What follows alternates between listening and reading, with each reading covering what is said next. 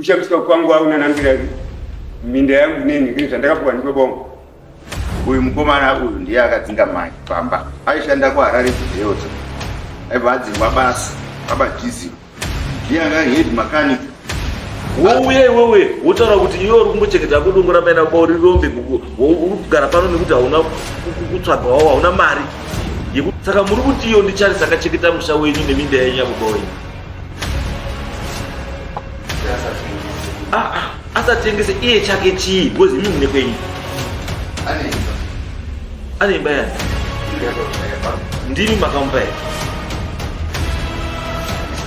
saka hamunotani chii hamutsi makamupa saka hapana sofa kwamunhu ana chabenefita ndo saka muri kuti irombe because ari kugara mumba yababa namai ari kuchengetera minda yenyu warombe manje because dai mamusina basa nemusha uyu neminda yenyu handizi mudai mamusiya rombe richimboita zvaraita kutengesa kana musha wacho muchingoti irombe siya yamenu takarisiyira musha. Kunashe Studios inokuunzirai nyaya dzinoitika matinogara, real life stories zvisina kurungwa asi zviri pachena. Kana kari kekutanga kusvika pano baya subscribe wotekenya kabhero ako kuti usazopotsane nezvitsva iwe. Kunashe Studios, real life stories pajekerere pachena zvisina tsvete. Ini ndoitwawo Blessing Chidzinzo. Takatengeserwawo munda wemhuri ndiCharles Chidzinzo. Kutaura kudare izvi munda wakafenzwa pakutocherwa main house kuti isusu tizoziva kuti munda watengeswa. Akaenda nevanhu wake kosuma kwaSabhuku iye wakabhadharwa 4,000. Saka tauya kudare mama.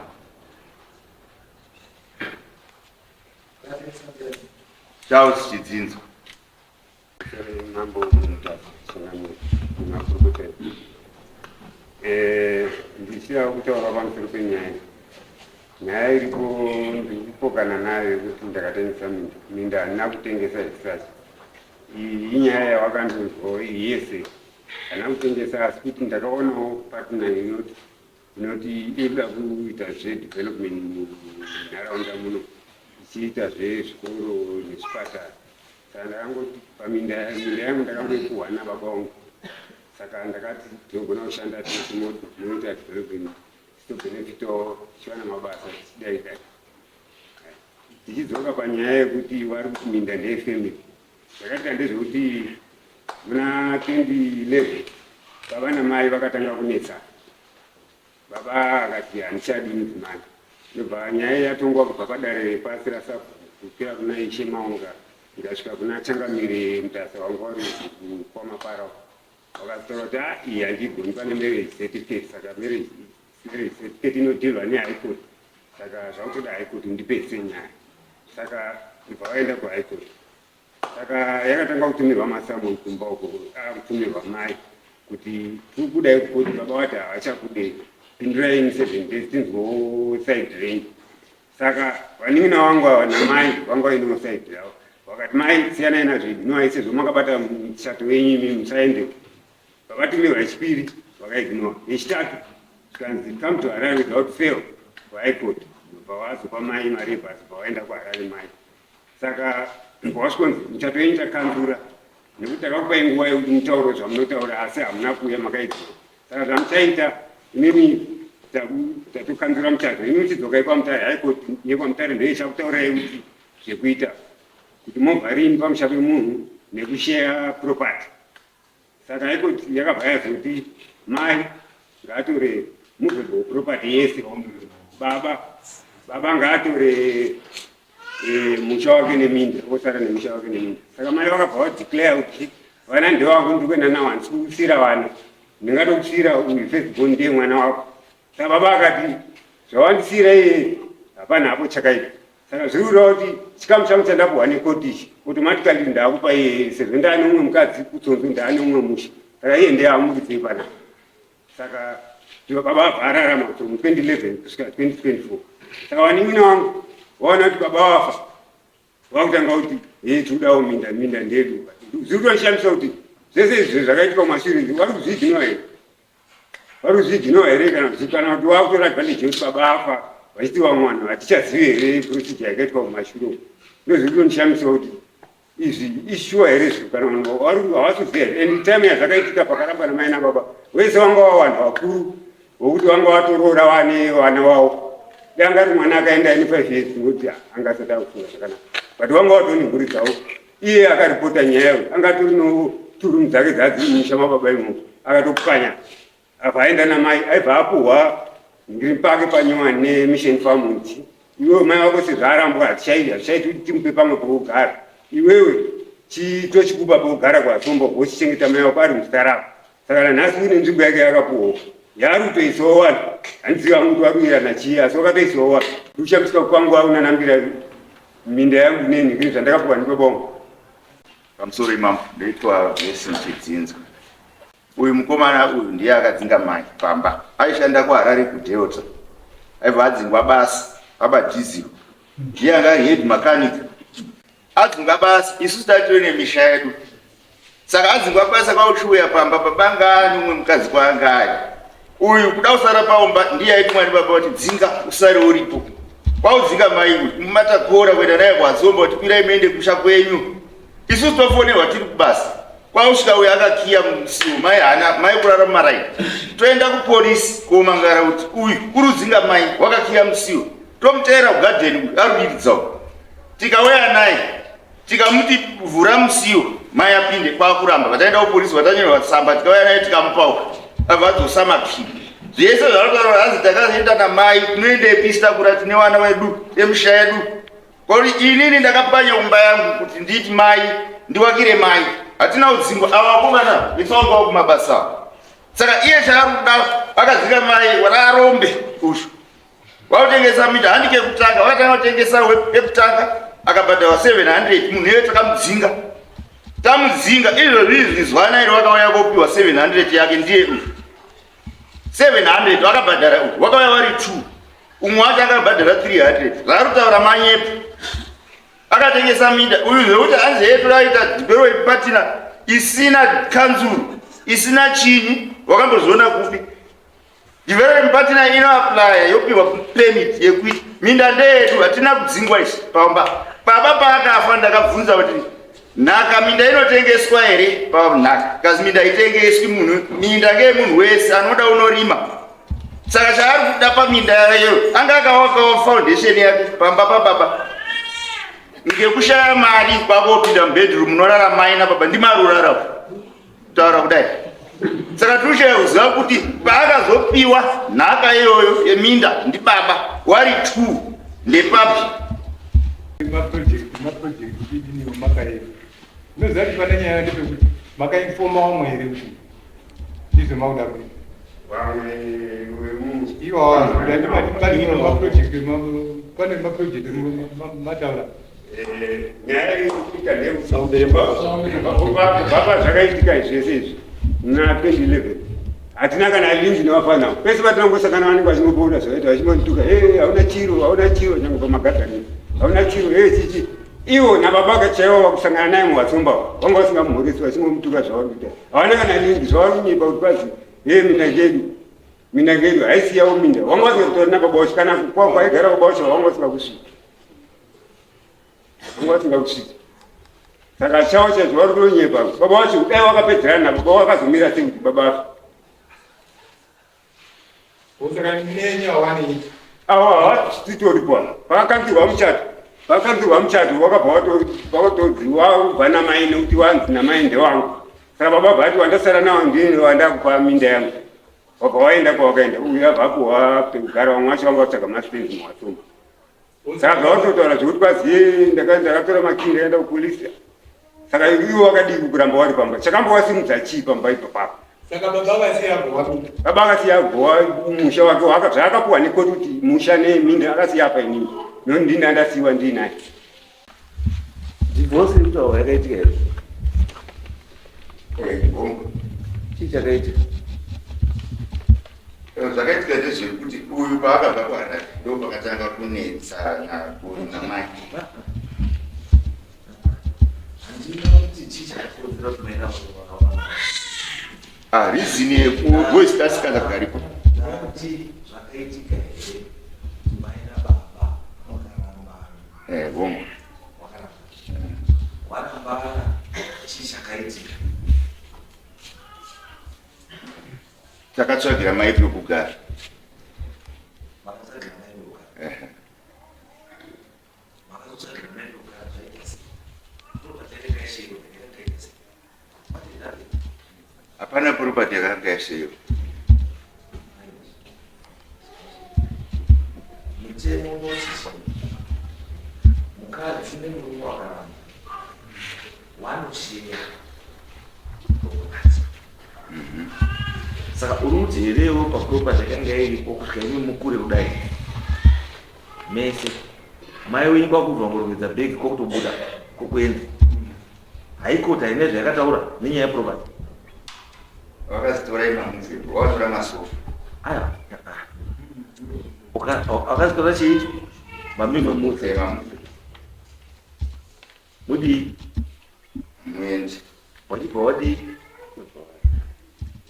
ndobva waenda ndobva watora ndobva wadii handi meaning kuti mai sheya yake yemarriage wakatora ndizvo here mai waenda imimo hamadii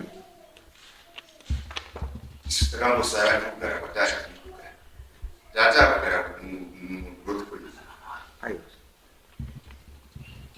paruzibvunza uruzoenda imimi pakaenda mai makasara mumusha here kana makabva mabva mumusha takatatobva makanga mabva mumusha handiti meaning kuti maane kwenyu kwamamagara muina vatata saka which means hapapangosara baba namai imimi mese mamusipo saka nhasi zvokuti kuti iwo kana uine kwako wakuti pamai nababa paya wakuti ngepako dzipo zvunubva pari tuzwawo yakuti vakutengesa handisi kutaura nyaya yekutengesa minda ndiri kutaura nyaya yeownership pakafa mai yanga abva kare saka mai haasimo muequation yepamusha ndozvandikubvunza aiwa akusutirangasiranaro kuti baba une mukadzi wake ndiri mataura baba vakarora umwe mukadzi handizvo akugara neumwe mukadzi wangarugara neumwe mukadzi handizvo asi baba apa handizvo imimi mai wenyu haasi china chake ba uko zvake wakatora ndizvo harizi saka pakafa baba wenyu chamaifanira kuita inei kudeclare estate yababa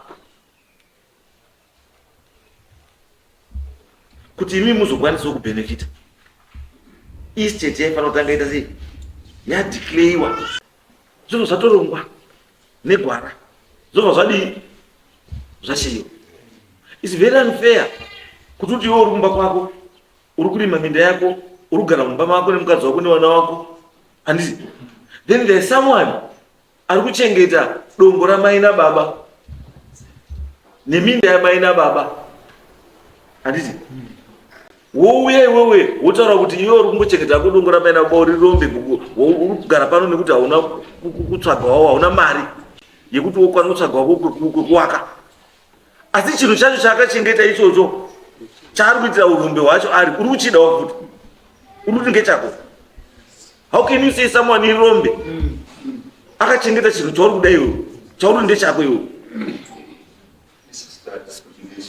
wataura nemuromo wako kuti charisi irombe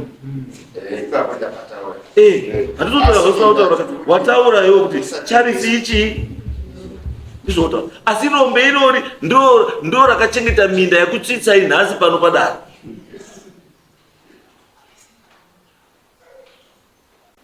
saka muri kuti iyo ndicharisi akachengeta musha wenyu neminda yenyu yababa wenyu asatengese iye chake chii because imi mune kwenyu ane imba yani ndimi makamupa here saka hamunotane chii hamusi makamupa saka hapana sofa kwamunhu ana chabhenefita imba yarugara ngeyamai nababa, iwe unokwanisa kungogara imomo. Saka chake haana, because imba yarugara yamai nababa ngeyemhuri. Kana mundu ari wemhuri, it means neimba yarugara ndeyemhuri. Saka Charles haana chiroba. Handizvere, let's be fair. Charles akakuchengetera imba yababa wenyu neminda yababa wenyu. Asi iye chake nemhuri yake, nhasi akamira nemhuri yake kuti chako chii, hapana, because muri kuti ngezvenyu. Ndosaka muri muti irombe, because arugara mumba yababa namai. Ari kuchengetera minda yenyu imimi. Warombe manje. Because dai musina basa nemushauri neminda iyi. Andizi. Mudai mamusiya rombe richimboita zvaraita kutengesa kana musha wacho. Muchingoti irombe siya yamenu chakarisira musha. But kuya kudare kunokuti means mune interest nemusha. Saka ndizvo kuti interest yenyu ndeye musha here kana kuti ndeye kuda kuita mari nemusha. Where is your interest? Kwamugara kumarizero. Township. Kwamunoti kumusha ndo kuna Charles. Ndio kuna Charles. But kuna Charles hamuna kuwaka. Maka waka township. Pamadi mawaka. Tora marata nezvina kwa. Pamaputsa. Kuputsa zvinorevei? Kuti ndatama. Kuputsa kuti Kuti dapa. kuti ndakati. Saka ndasoda kuzo. Pane awa wasati wongosa kwa wa. Iwe usati awaone zvingine. Iwe pacho wakatama usiku basa. Wakatoti iwe usiku. Awaone chekutaura wasina kwawaka. Andisi. Ndiwo wari kurandisa. Rega watauri wega. Sorry changa. Mimi ndoitwa Dumai Chitsinzo. Ini mukomana mudoko. Pakaitika nhau dzeminda idzi pazvakatangira ini ndandichiripo kusvika wabereki warambani, mubereki akaenda, mai akaenda. Mai akanzi atore zvinhu zvake, hapana mbobuda nhau yekunzi chasara munda takupa Charles. Iyo nhau iyo hainombobuda. Then zvadaro inini ndakazotokwanisa kutsvaga wangu pokugara. Imba takanaka tasvipira kuti Charles ngasare nemba. Asi minda inondogara kutownship asi handina pokurima. Saka nhau yatinayo ndeyemunda kuti aiwa hautisafana kutengesa munda kuti sisi todawo kurima. Munyange tisipamba. Vapafamba pana mai. Wakamborima here munhu. Handisagari. Saka wada kutanga kurima nekuti watengeswa. Asi ndakatori kuuya. Ndati saka wada kutanga kurima nekuti watengeswa here. Urongwa chete nawo. Ndopa ndikutaura ipapo ndopa muita challenge. Andizvo. Urongwa hauchengetwi mwana ba. Because afa aina baba ndichati. Chinotiwo utiwo baba hana kutaura Charles ndakupa zvese zvako chii. Panhaka pacho pakatobvunza zvese zveminda ukazi minda iyi haitengeswi, ada ndeanorima mhuri yasara. Ndo nhau takatawana nasekuru panhaka. Sekuru anouya panguva minda yake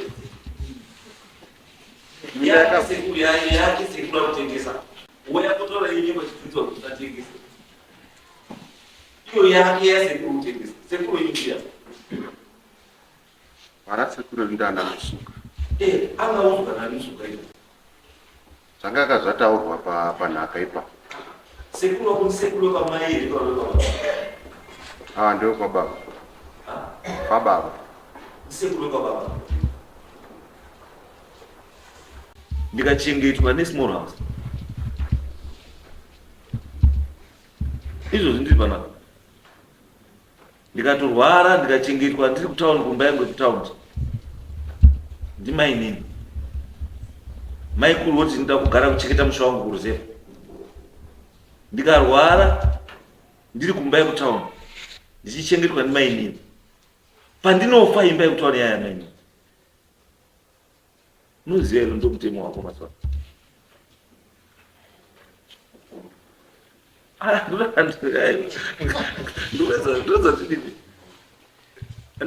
ndoza ndikubatsire ndoti muone. I'm trying to give you a picture yekuti muone kuti izvozvi mainini ari kuchengeta baba ari kurwara kutaundi. Muimba iyoyo yauri kugara nababa iyoyo, baba akafa, mainini ndiye hato muridzi weimba iyoyo.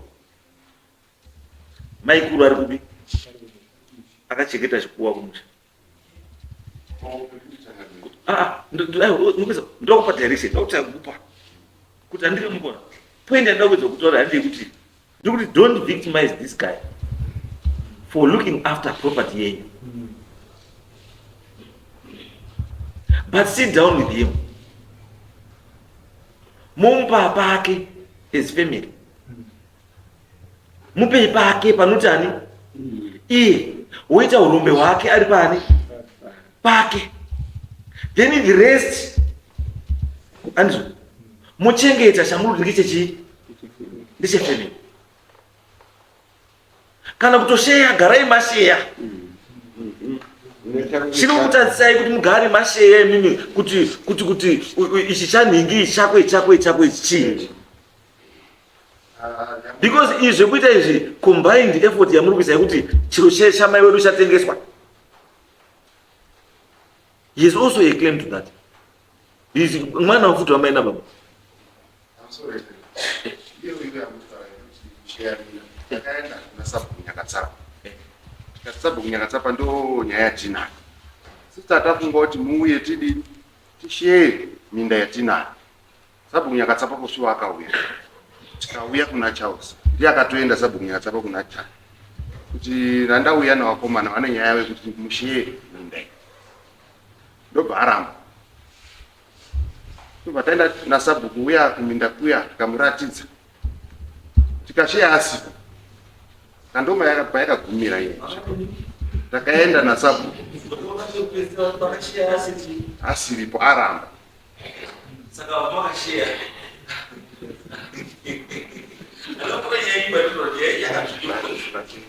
How can you share chiro likulubasira?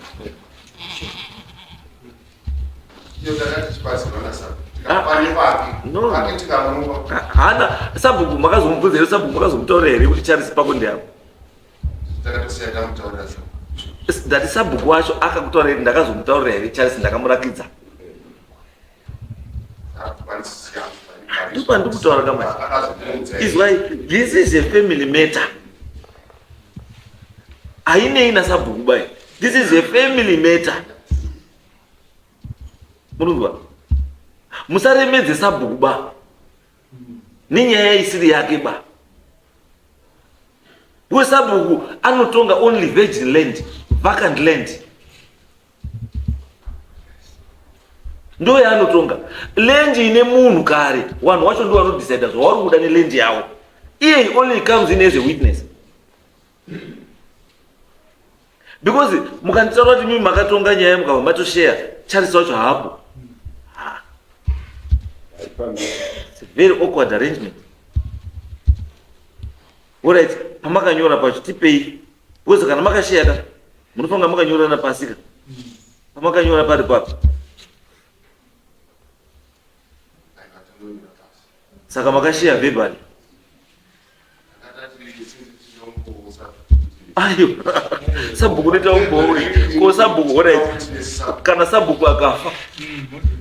Umwe witness ndiye.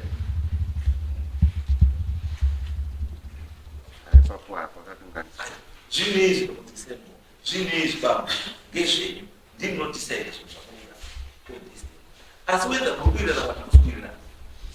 And Munoka Munoka is in Japan. Or else Havana, Snowfamba. Because already, she never got me from the movie. Charlie is in the movie. Don't you want? Even without who came up, Charlie. Ili Charles kutoa nyevu musawirira naye inya kuti makaenda na mai yakasarana baba. Anzwe. Ndio nyaya yekusawirirana na Charles Bow. Inyaya kuti mimi makaenda na mai. Charles akasara na baba. Ini ndo panaida upo kanaona kwetu hapo. Kuzi takaenda na mai pa. Nakamira semfuma na mduku. Hizi bali baba. Mkoma wenyu. Bata ima. Mkoma wenyu ataona mai paka na baba. Takamutsvakira pekugara. Ndo zataura mukoma wenyu.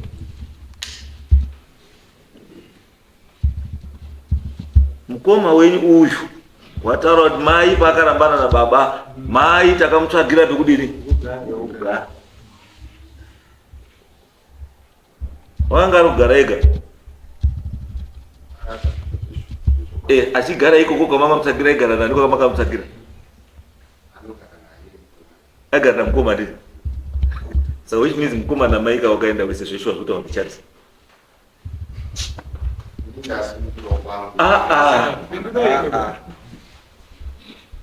Sada mauya muri watatu wada kuti wamira wega sei. Chokwadi chabuda manje kuti zveshuwa mai pakarambana na baba. Makatorana na mai mimva maenda na mai. Charles vasara ari paumba na baba. That's the truth. You can try to run away from there, but ndo chokwadi ichocho. Kuti mimi you chose your mother over your father. Because makabili kuti mai wenyu ndiye akanganisirwa na baba. Ini ndikuona hondo iyi haina kutangira pekuti mai na baba onesana chete. Nyaya yakatangira pekuti baba anga ane umwe mudzimai. Hondo ya mai na baba handi ya mai na Charles ba. Ihondo ya mai na baba because of my name. Because baba anga ugara kwa my name. Handizwe. Aiwa ngataura chokwadi. Handizwe ere. Umaru murutu yakupinza Charles ku Charles ndiye akakonzeresa kurapana kwa mai na baba. Asi baba angachogara pambairi kwa Charles. Haka wanga ugara udzone mukadzi. Saka Charles wapinda baba. Wamuru nenedzera kuti ndiye akakonzeresa kurapana kwa mai na baba. Charles wapinda papi? Because Charles watu ya musha wapanyika kale. Mai watotora masofa ake, mai watora zvake. Imo ambabatsira mai kutakura masofa kuenda kugarira masofa. Uyai basara ake nemudhuri wake usina masofa. Neurombe wake. Neminda yake. Hana hake kwekuenda. No, let's be fair. Let's be fair. Chino zveshuwa yesi ngechababa. Asi ndakutora zvinhu zvimwe zviviri zvitatu zvamusina kutarisa.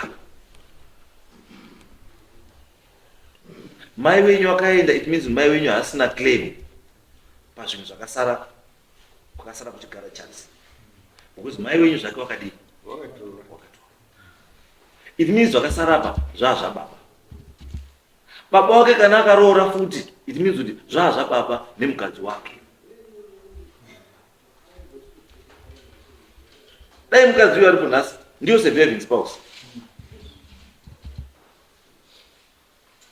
Ndiye anoclaima land because yanga isiri mai wenyu anga isiri mukazini baba. Papa sara baba, property yanga ya baba. Baba varoora umwe mukadzi wake.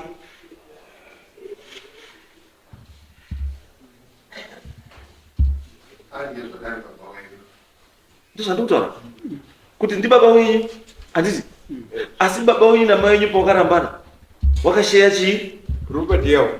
Handiti which means mai wenyu claim yake watokubvisa pamushapo waenda naye. Ura dai mai wenyu pakarambana na baba, dai baba akadecide akamutengesa wobva enda kugara utundu nemukadzi wake, mamuda kudii?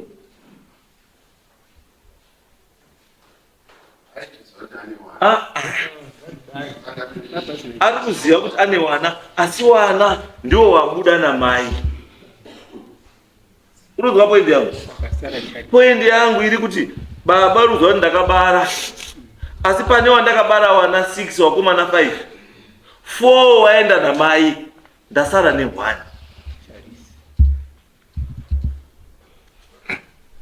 Mataura futi mukoma kuti ndiwe ataura zviya ati mai paakaenda akati wana wangu handisii wandingatokusiyira ifirst born iyi Charles asi wamwe wese ndikuenda nawo ende zvichiwa zvapuruvodi makaenda namai ndimi makaenda namai because ndimi makabva maenda kowakira mai nanhasi ndimi murugara namai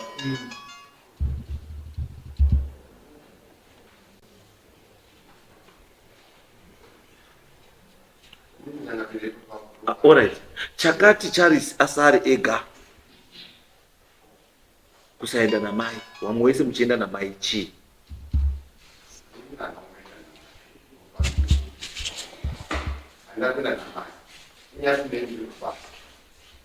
saka ukaenda kubasa munhu akasara pamba hazvive kuti munhu andichakwanisi kudzoka nekuti pane asara ari pamba ndo zvazvoreva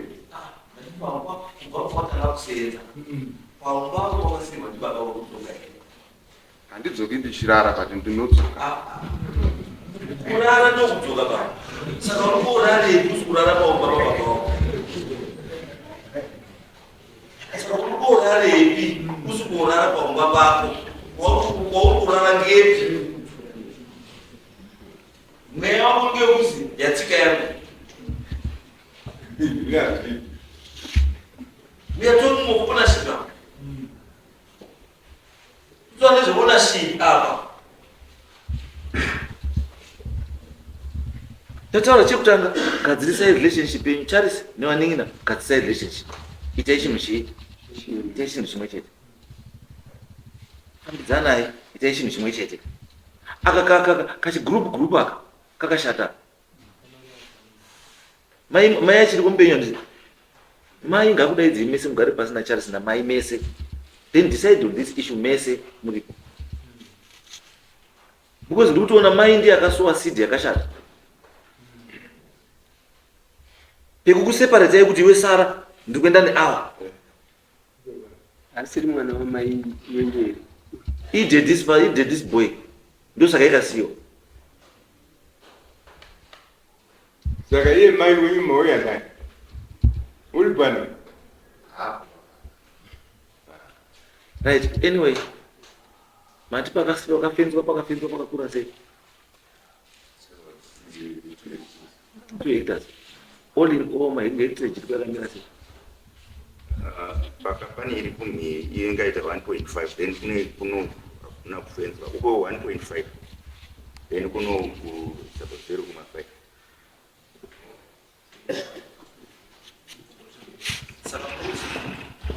1.5 pasina 0.5 pasina 0.5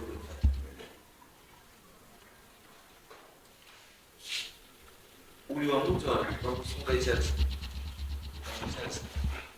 munhu amava kuti mutaura kutoita zvinhu zvigere kunaia Mr. Mtifi na mai Mtifi wakuta development yechii vari kufunga zvekuisa chikoro nechipatara chikoro nechipatara ava vambotaura ava inyaya yekuti hatina nguva yatinombotaudzana kana kutaudzana nemhuri yeuko yekwamaini namaini wataura saka hatitombona nyaya sakanda nokuti takasotoseparata takutotongoona vasina kukama kuti wakuita zvavo wakuita zvavo uyu nina anokumba kwake kwakatenga muwatomba neumwe wacho wechituru uyu gule ane kwake kurongeka kwavo iwo kata hedi makanikodyota ayo manyepo hawangambodzidzi kubasa kwako kuda kungopendawo munhu bleki hawangambodzidzi kubasa kwako toda kuti tibatsirane ozida kuti michigariseri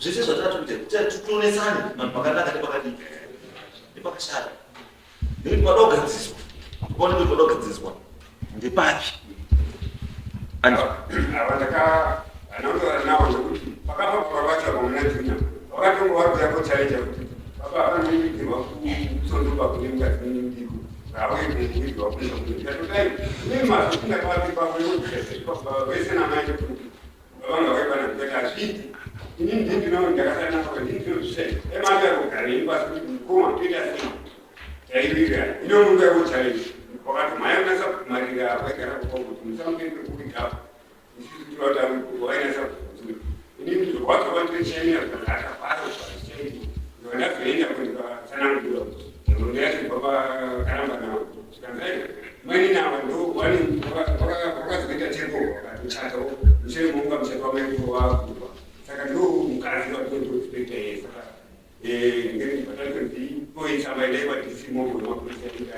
saka baba akawigwa kupi kutsotso kune mukadzi wake kwanga arigara nemukadzi wake ndosaka ndikutaura kuti ndikunetsa naye zvese zvamuta asi mukadzi iye ane chekuita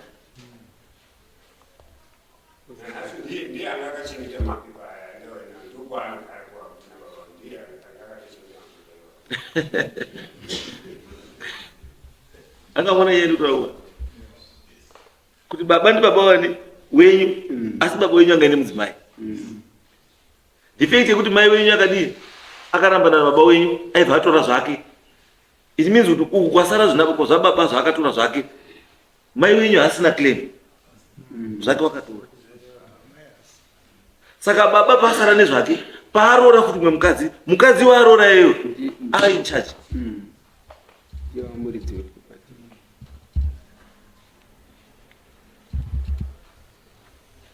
Charles wacho akachiro.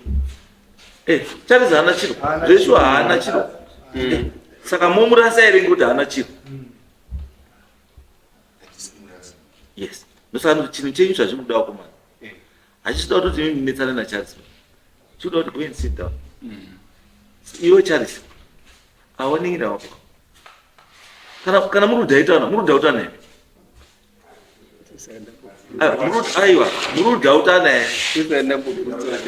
ere? Kana musi kudhautana chiitai chinhu chimwe chete. Unless kana muri kudhautana endai kudii nei? Muona kuti wako Charles muningira chaiye pa ndeupi? Because I'm doubting why mai akaseparate kuti iwe usare. Ndopane wari yangu kuti why mai akati iwewe usare iwewe wangu ngatiende asi uyu ngaasare. Why? Aiwa, saka iwe chinitaura uyu sei akasara imi mwese muchenda. Yakasara kusanga asina pamwe pekuti saka taura kuti iwe chisara igara.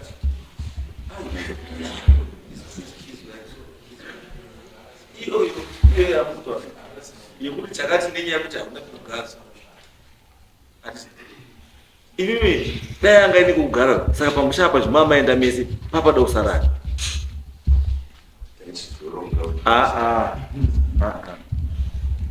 Musandinyeperera dzaizoroma. Saka makati kusara kwaita ndiye mushando wenyu. In other ways hamuna kusara kumusiya muri kuti nekuti mwana wepano makamusiya muri kuti mushando wenyu. Because if you are telling me kuti dai anga asipo ari kwake taizotsvaka taizona zvekuita kutsvaka mushando. So kusara kwakaita it means kuti ndiye akaita mushando wenyu. Because anga asina kukwenda.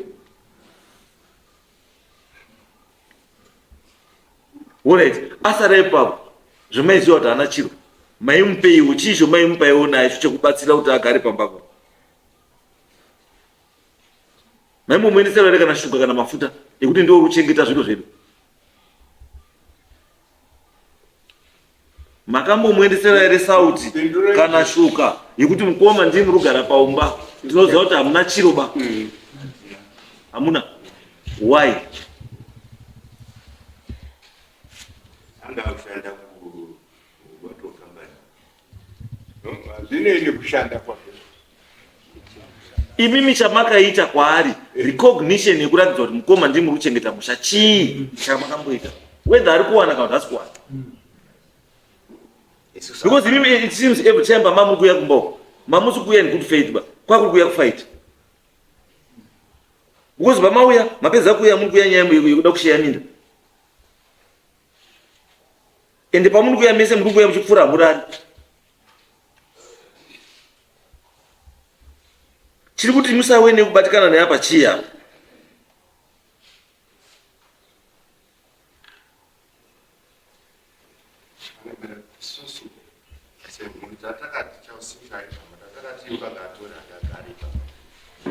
Aiwa. Mampa munda maumbe. Waida kuti mamkicheni. Minda tasaita chiyana, minda kushandisa taiti munhu anoda kurima anorima. Ndosaka ndabvunza kuti iwewe watoona ndakabvunza kuti wakamborima futi here ikoko? Ukati hauna. Mwana mukoma uwe pana akamborima here futi ikoko? Hapana. Saka muri kuti ichaizvo. Kwaakutengesa vacho iye wacho anotombokurima urorima 8.5. Ndinokwenza semungasina chinhu. Takati ngaigare yakadaro tichauyawo tichiiswa masunflower.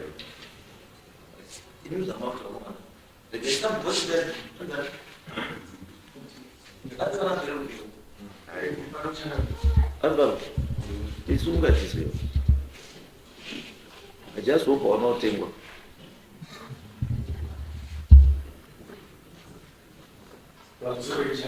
Yes.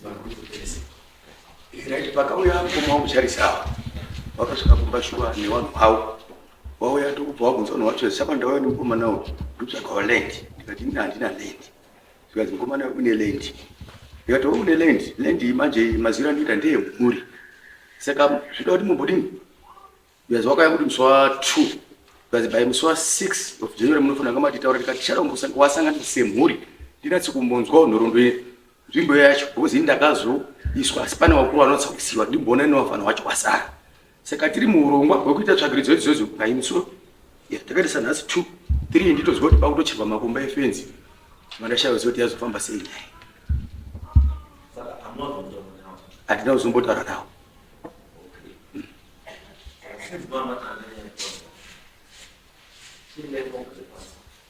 lazima musoro changamire nyaya yacho yairi kuita futi avari kuvhileji kwangu asi minda iri kuvhileji kwasabhuku nyakatsapa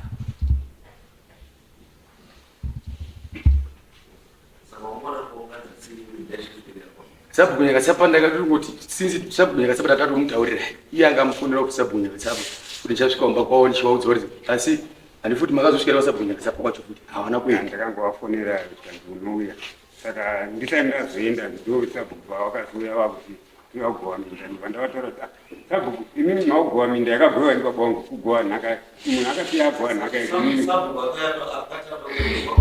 ndi sabhuku nyakatsapa ndikati imimi maakuya kugowa minda yakagoyiwa kare ndipabongo yandakapuwa maupinda papi apa nyaya yanga yabva kwaikoti imimi mauda kumira saka mauda ovharedha zvakataura nyaya yekoti irini saka imimi plus mungadai mauya mindibvunza kuti zvakamira sei kwete kungotanga kuuya mane decision ndobva wakabva wangodzokera kumotari waenda navafana zvotaura nevaningina kuti vataenda kunongedzerana nongedzerana vari wega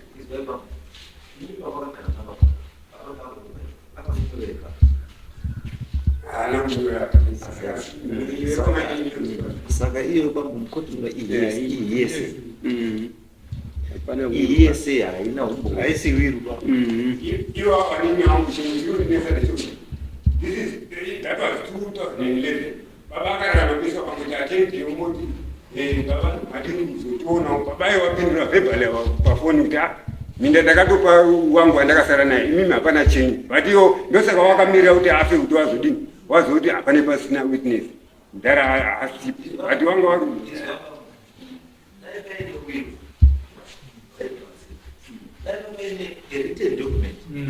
rakanyorwa nababa rekukupa minda raikubatsira asi chakanyorwa chacho nababa hapana so it's your word against their word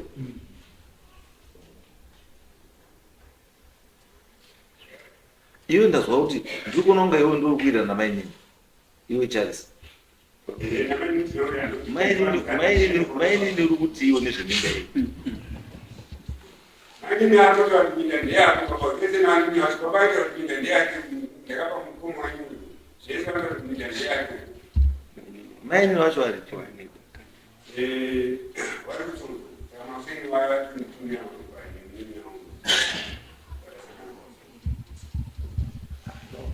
nyaya yezvaita maini anopinda sekudobya ndipekutindiyakutsana matsama evadhivosi nechii zvese nemichato yamai wenyini imidzi ndiye ane mapepa akawanda ende maini nokutaura kuti handisida kupindira nyaya because baba wenyu akanditora kuti minda ndapauri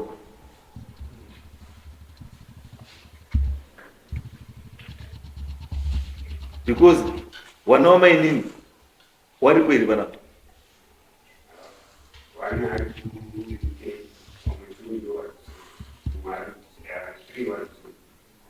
oh yo rudia nemadiaspora Iwo masponsa iwo vari kusponsa nyika. alright because mukona question yangu kwandiri kuenda why ndiri kubvunza wana wamainini muri kuona here kwandiri kuenda kuti sei ndiri kubvunza wana wamainini tonofanira kungodapo because wana wababa they are also entitled to this land. Saka waripi? Saka pana asipo. Tikuwadawo wanayo wamainini. Tizwe kuti vari kuti iwo neland iyo. Because vane chekuita neland iyo.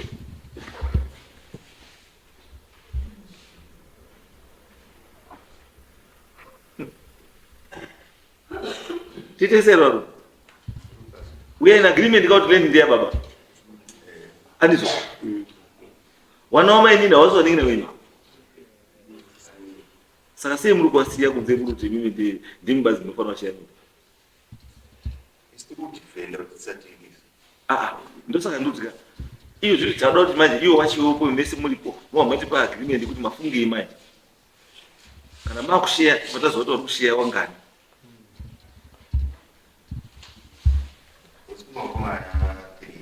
Kuna kumana 3. Kuna kumuri 4. Saka which means kuti muri 7. Wana wadoshare chi. Wadoshare land yo 2 hectares.